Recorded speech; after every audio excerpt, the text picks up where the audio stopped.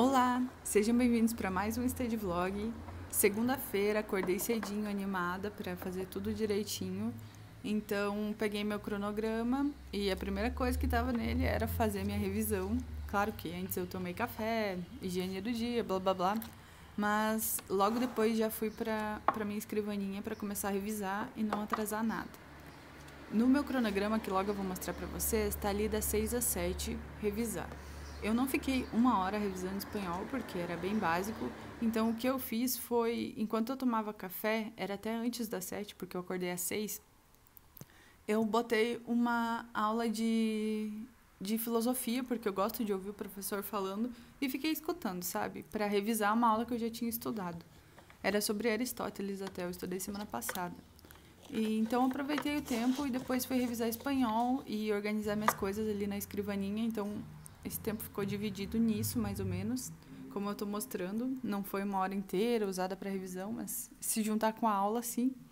E depois, prática de prova. E, gente, agora eu estou narrando, já fiz essa prova. Achei muito bom ter começado o meu dia voltado a fazer prática de prova de manhã. Eu estou bem mais disposta.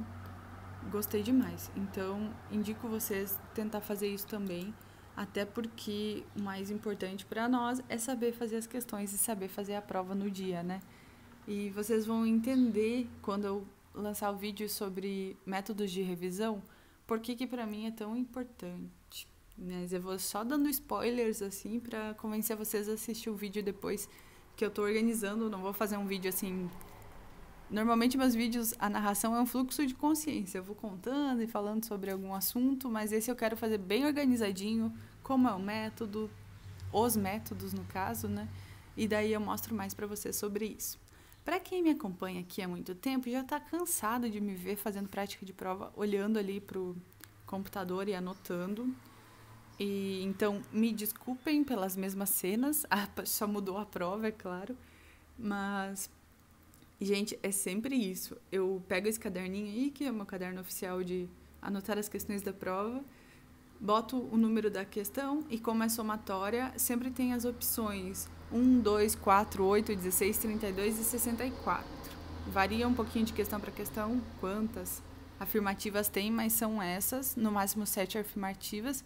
Então, eu já coloco os números e depois vou marcando conforme eu vejo a questão. Assim fica mais fácil e eu não me enrolo ai, é chato fazer prova pelo computador e tal. Só que eu tenho impressora, mas eu não tenho tinta para impressora e não tô a fim de gastar com isso, até porque imprimir prova é bastante folha e eu tô fazendo uma por semana mais ou menos, então fica demais.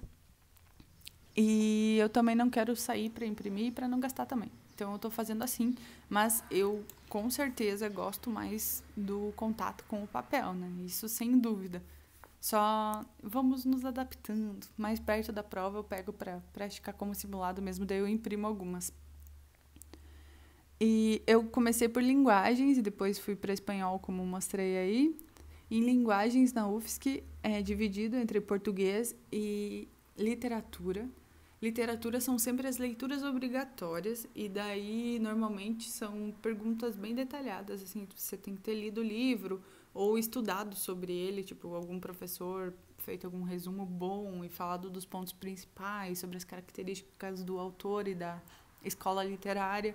Então, no mínimo, isso para fazer a prova, sabe?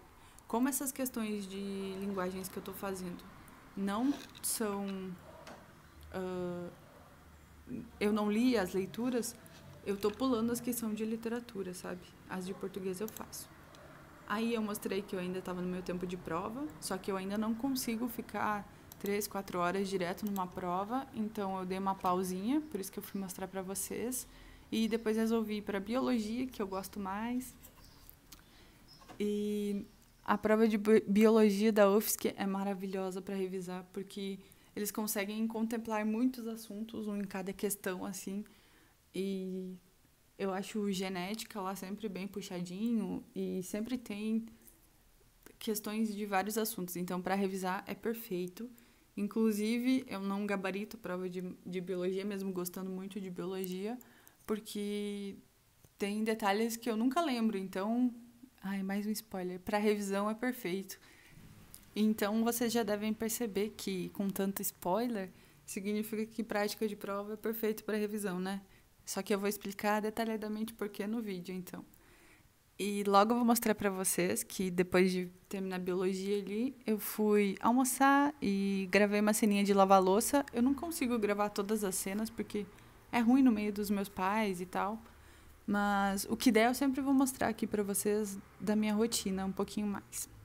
E eu odeio lavar louça, deixando claro aqui. E a partir daí eu voltei aqui para minha escrivaninha, mas só para enrolar. A intenção era ter visto uma aula de redação, mas eu fiquei tomando esse leite com whey. Leite. Ai, o sotaque é forte, né? O leite com whey, porque depois eu ia pra academia. E daí fiquei ouvindo música e enrolando meu tempo mesmo. Não voltei a estudar. Isso já era 1 hora. Daí eu tinha que esperar um tempinho para não ir tão cedo depois de comer. E me ajeitei para ir pra academia. Você saiba ler a expectativa da banca. Chuchu, quem é a banca? A banca é o amor da sua vida. Você tem que amar essa galera. Que é a galera o quê? Que é a galera que produziu essa proposta e a galera que vai corrigir essa proposta. Ou seja, desde já coração. Mas em alguma medida, se tem alguém que você tem que respeitar e amar nessa vida, é a banca. Tá? Porque é ela que vai decidir a sua nota em alguma medida. São questões objetivas de correção? São. Mas eu quero que você entenda que a banca, quando produz uma proposta, ela tem uma expectativa. E a gente tem que aprender a ler essa expectativa. É essa malícia do cara que manda bem lá no vestibular. Então é isso que a gente vai tentar praticar hoje com 3 propostas muito legais. Como já deu para notar, eu fui ver uma aula de redação e a aula era sobre como ler a expectativa da banca e ser original. É uma aula do Descomplica, uma aula extra, sabe? Não faz parte só do currículo normal de aulas.